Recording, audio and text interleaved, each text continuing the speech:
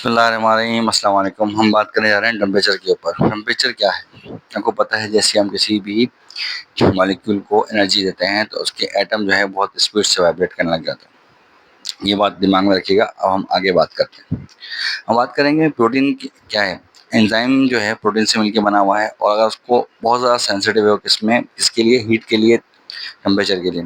अब होता है कि एंजाइम जो है ना बहुत ज़्यादा काम करता है किसमें, और नई टेम्परेचर पे काम करने वाला है, नॉर्मल टेम्परेचर पे काम करने वाला है, ज़्यादा टेम्परेचर उसको सूटेबल नहीं है। तो अब सबस्ट्रेट क्या करता है, वो क्या करता है, एंजाइम से कोलाइड करता है।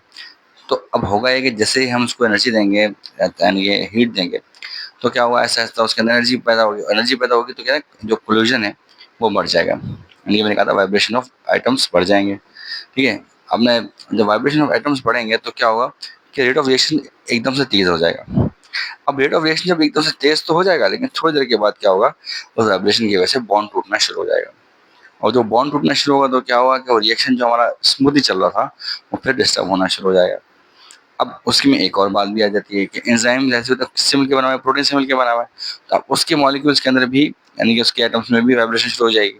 वाइब्रेशन शुरू हो जाएगी तो क्या होगा कि जो ज़्यादा वाइब्रेशन की वजह से उसका जो मॉलिक्यूलर स्ट्रक्चर है, उसका जो स्ट्रक्चर है वो भी डिस्टर्ब होना शुरू हो जाएगा। आहिस्ता आहिस्ता आहिस्ता जो एंजाइम है वो डीनेचर होना शुरू हो जाएगा, यानी ये खत्म होना शुरू हो जाएगा, पिघलना शुरू हो जाएगा।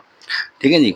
वो समझा रहा है आपको। उससे समरी लास्ट में मुझे बताइए कि टेम्परेचर इंक्रीज करेंगे तो रेट ऑफ रिएक्शन इंक्रीज हो जाएगा, but because of kinetic energy. But उन्होंने बताया है कि effect of bond breaking will become greater and greater. जिस जो बॉन्ड के दरमियान बन रहा है वो भी आहिस्ता आहिस्ता ग्रेटर हो जाएगा, ज़्यादा हो जाएगा, जिसकी वजह से रिएक्शन या तो डिक्रीज हो जाएगा या फिर बिल्कुल ही खत्म हो जाएगा। ठीक है।